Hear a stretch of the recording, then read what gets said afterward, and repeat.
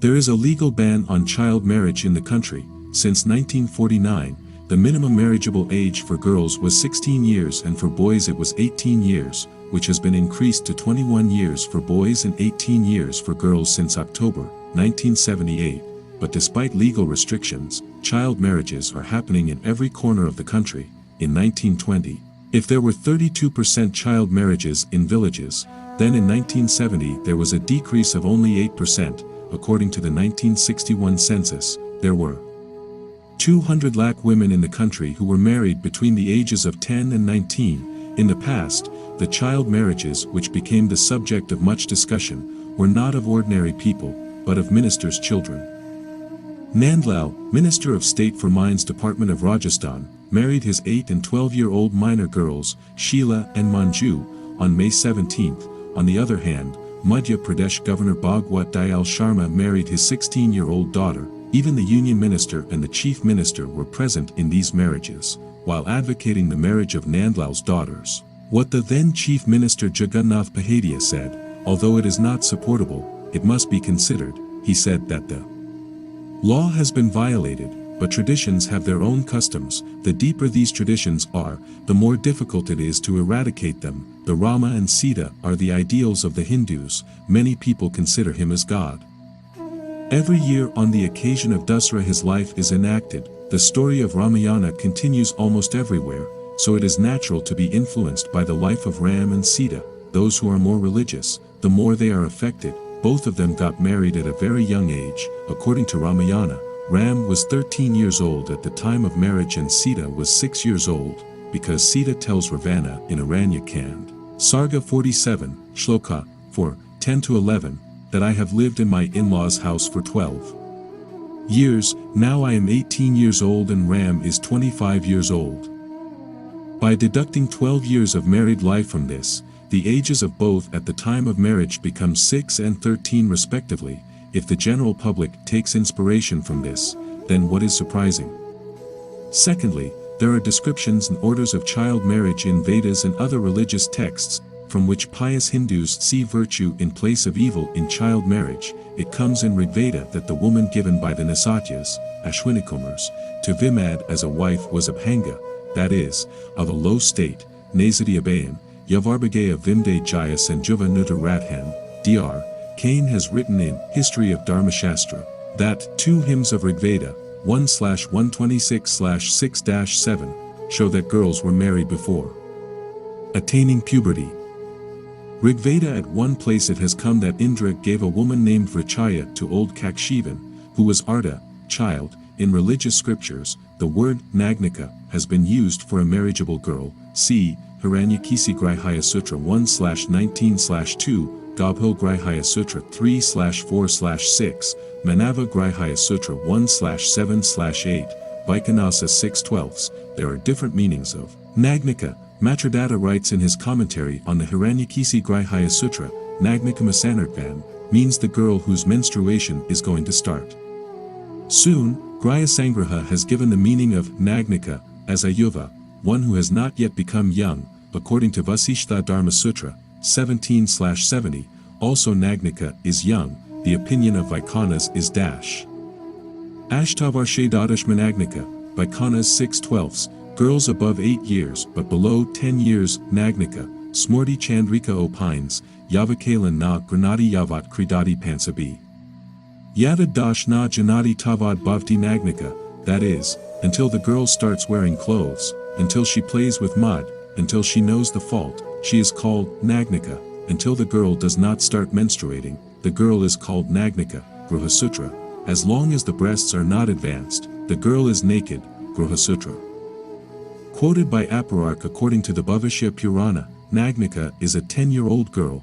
It is clear from all these different interpretations that the meaning of Nagnika is a child and the scriptures declare her to be marriageable. In some other religious texts, marriageable age is also found written in years, due to which there is no doubt that they give orders for child marriage. Yama Smurti, Smrtamuktaful.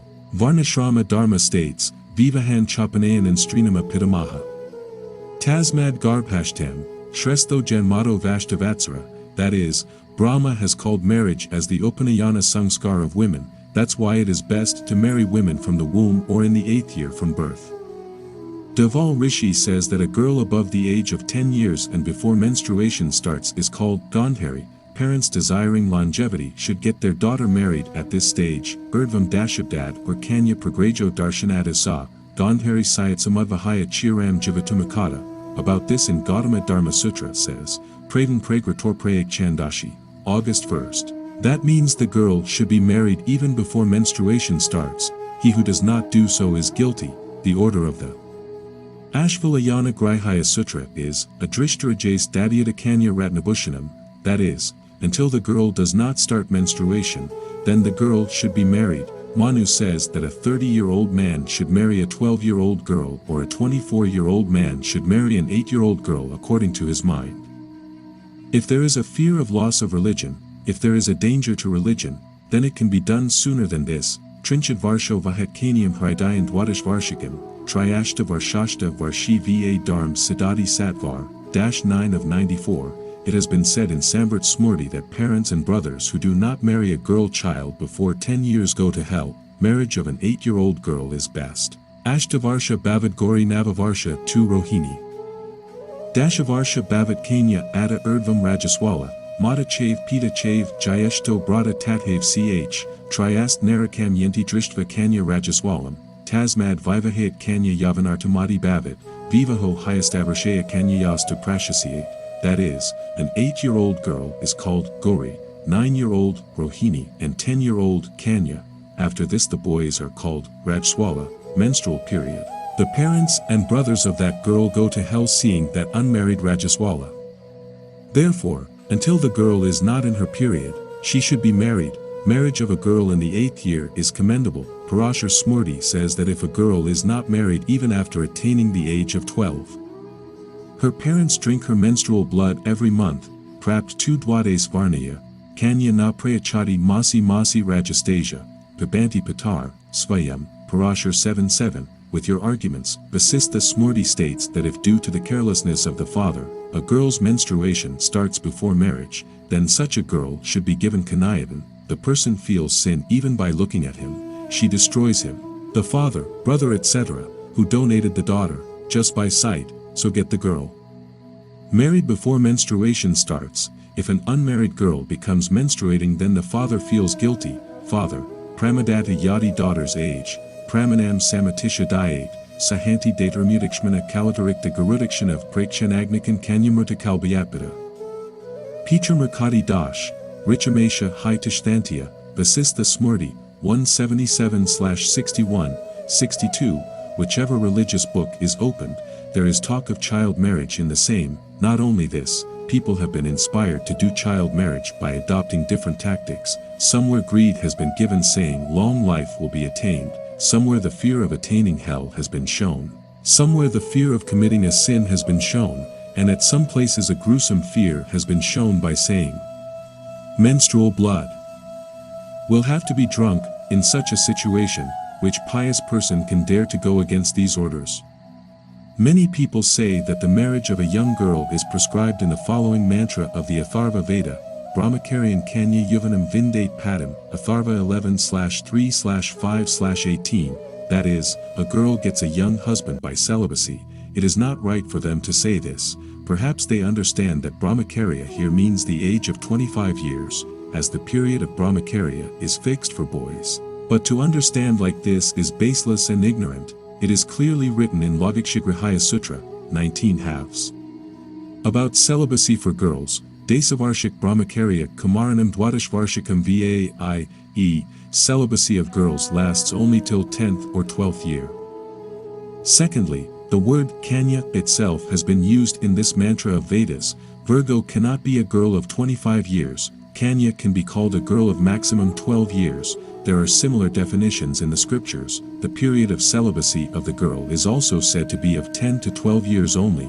Therefore, in this mantra also the matter of child marriage has been said and not of marriage of young girl. Some people say that Sushruta has said that a boy below 25 years of age and a girl below 16 years of age should not be married. In support of this he cites the following verses, Unshodeshvarshayama Praptapanchavancha time, Yadiyat hat Puman Garbhan Garbhast, sa vipadiate, jado va nachiran jeeved va durbalendria. Tasmatiantabalayan garbhadan na karayet, sushrut samahita, 10/47-48. Two things are worth noting about this. First of all, Sushruta Samhita is a book of Ayurveda and not a religious book. Leaving aside what has been said in many religious books cited earlier, it is easy to guess how much religious people will believe something said in a book of Ayurveda may go. Secondly, it is only said in these verses that don't conceive a girl below 16 years of age, because the child may die in the womb, even if alive, it will be weak, so don't conceive a very young girl needed. Nowhere in these it was said that a girl below 16 years of age should not be married. In contrast to this, Sushrut has said in the verses ahead of these verses, stating the age of a marriageable girl, that a 25-year-old boy should marry a 12-year-old girl, Athas my Panchvishtivarshe, 12-year-old wife, Sushruta, Shariadaya 10/53. Here Sushrut is clearly doing the law of child marriage, campaign against harmful traditions necessary, in a situation where respect influential person, religious books, Ayurvedic books, all are in favor of child marriage. How can an ordinary religious person avoid child marriage, and how can traditional bad rituals be eradicated?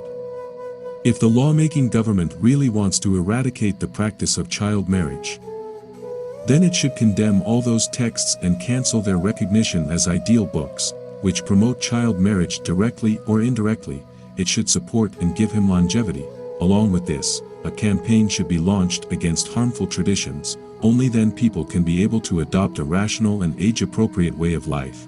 As long as the ill effects of traditions remain, the leaders of the society will continue to praise them and the ancient culture. In such a situation, the laws will remain locked in the cabinets and people will go on doing their clumsy tricks. The bad result of this blind imitation of traditions is that a woman was gang-raped in Rajasthan in the 20th century because she was cautioning people against child marriage, and in the first decade of the 21st century i.e., on May 10, 2005 in Bharatiya Janata Party-ruled Madhya Pradesh. In 2010, a woman officer of the Child Development Department, Mrs. Shakuntala Varma's house was forcibly entered at night and her hand was chopped off because she was raising her voice against child marriage. Where will the conduct of blind ages take us even in the 21st century?